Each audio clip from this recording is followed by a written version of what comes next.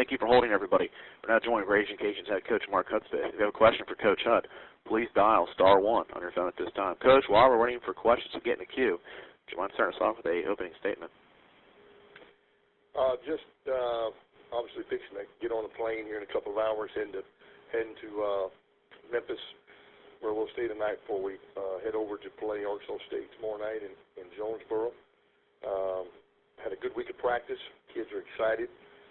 They've been a very tough opponent for the last 2 years, and they have another very tough football team this year. Outstanding team, a lot of very good players led by, to me, David Oku, a really good running back who can create some big plays and really make you miss and take it the distance. And then defensively, I think they play awfully hard. They're very sound, and they just continue the way they've played in the last couple of years of really sound football. And so it's going to be a huge challenge for us. Kids are excited, and it'll be great exposure once again for the second week in a row playing on national TV. Thank you very much, Coach. Our first questions come from Troy Schulte with the Arkansas Democrat Gazette. Please go ahead, Troy. Morning, Coach. How are you? Hey, good morning.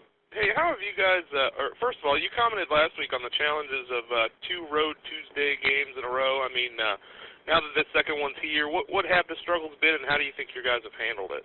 Well, one of the probably biggest struggles, we didn't get back into Lafayette last Tuesday night until about 3 in the morning. Yeah. And so that next day was really shot. Our kids had that day off.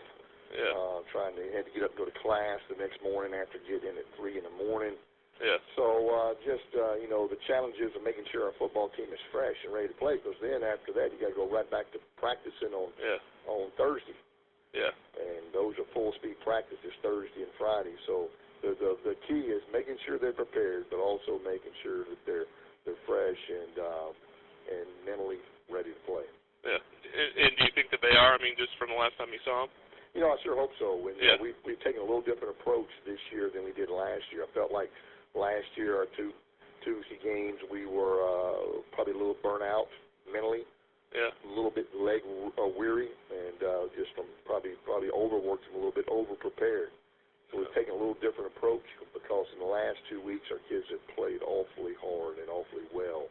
Yeah. And so I just want to make sure we continue that trend. And lastly, how do you guys approach this one? I mean, do you want them to treat it like it's any other game, or do you look at it and see team you're playing won the last 2 conference titles, the only other undefeated in the league, and kind of want them to get a little amped up, for that? Well, I don't have to get them too amped up. They know all that. That's the only team in the league we have not beaten in the last 2 years. And so they're anxious to play it. We've not blown it up this week. For us, it's the next game. Yeah. Our preparation has been the same. They know obviously what's at stake. The winner will definitely have a leg up on everybody else, at least just because they're undefeated to this point in the season. So we just want to take care of ourselves, and we try not to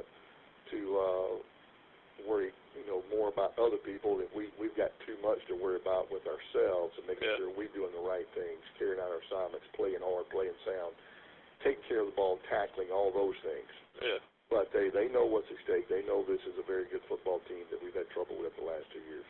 Yeah. Thanks, Coach. Okay. Thank you very much, Troy, and thank you, Coach. That's all the questions we have for you today. I do appreciate your time.